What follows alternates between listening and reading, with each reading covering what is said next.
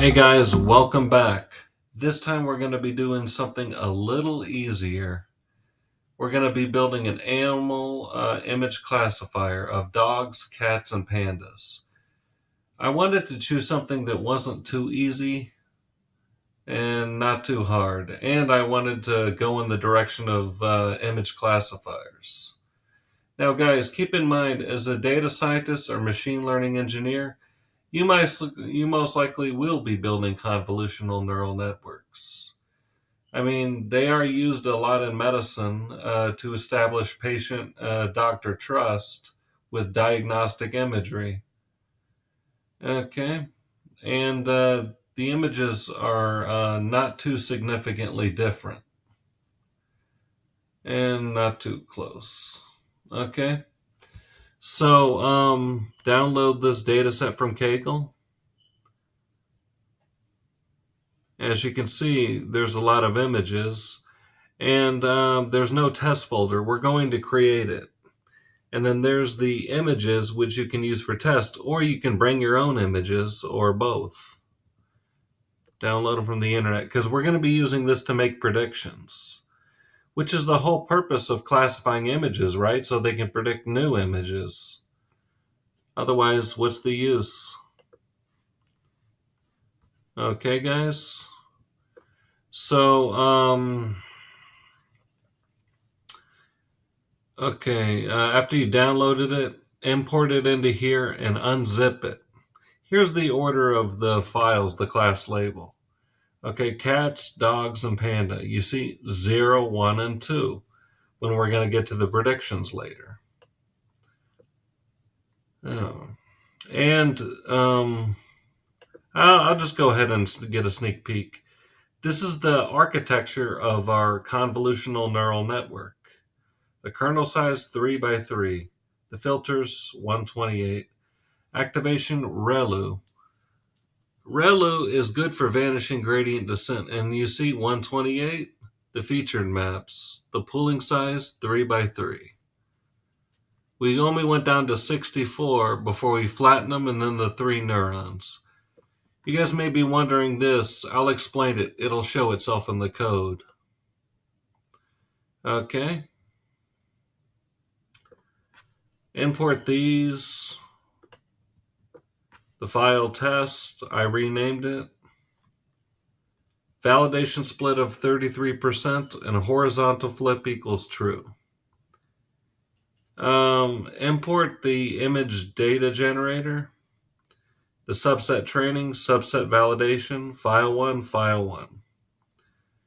Batch size 34 and 22. Target size 384, 384. And then the horizontal flip equals true always for data augmentation. Here's our 3 classes it shows, and then these are how many images in our folders. Remember, we created a test folder. Okay, dense 3 and activation ReLU for vanishing gradient descent 384, 384, axis of 3. We only went down to 64 convolutions after the 128. Remember, guys, the CNN architecture? 128, 64. I'll show you guys how to make this in a second. Then we flattened, and max pooling is to prevent overfitting. Strides of 2, padding always equals valid. If this were binary, I would be using a sigmoid, and we only use dense 3 because there's 3 classes, so 3 neurons. Okay, loss, categorical, categorical accuracy. Adam, you can do LGD or another optimizer if you want. Okay, and normally I would go down to 4 if these images were extremely different or the dimensionality was unique. And if this were binary class, meaning only 2 classes, I would do dense 1. Dense 1 down here too. There's our CNN summary of all of our parameters and trainable parameters. 0 non-trainable, Import this visualizer, and then you see our model, CNN. You see the parameter, view equals true.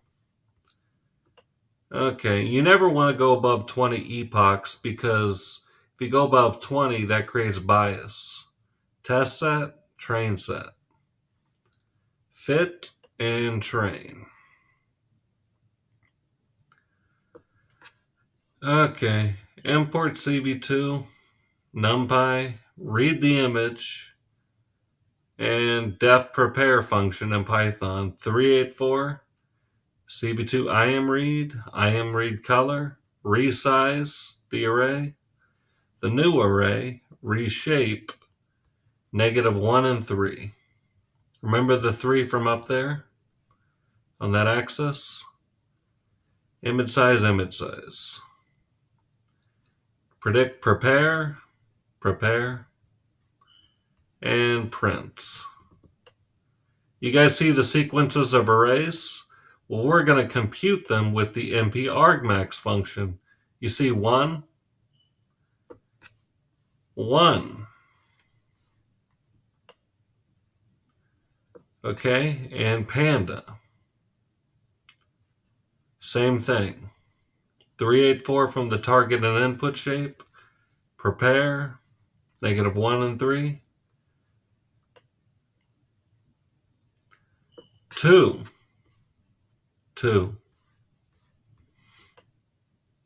Okay, and then the kitten.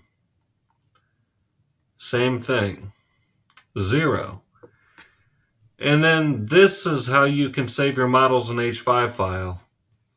Now, be advised, if you were going to integrate this into a web app, which you'd be most likely doing with Django as a backend and JS React as a front end, or if you had a Streamlit app, you use Streamlit, then that's a front end library.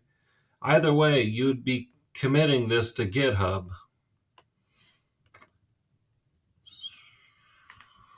Now, like I said in TensorFlow, you can use that in conjunction with AWS SageMaker as well. Or you can use the TensorFlow container image, the built-in TensorFlow. Now, AWS SageMaker does have its own framework for image classification as well as object detection. Object detection algorithms are an RCNN, not a regular CNN. And Kserve they just came out with on Google Cloud, which is a good one I ought to try sometime.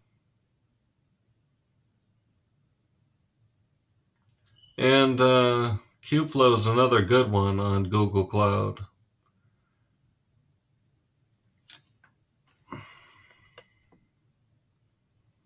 Which is basically CI/CD frameworks. And then there's TensorFlow Serving also on Google Cloud they just came out with. Be advised, like I told you, as a machine learning engineer, data scientist, this is just the building phase. That's it. Because even when you deploy it and you make predictions, it doesn't stop. You still have to do, in this case, this would be AI ops, not ML ops.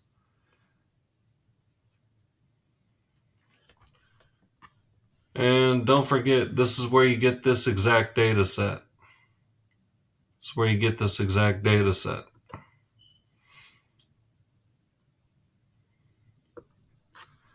And then this was the image if we wanted to do the cat from here. Remember I told you can bring your own images as well.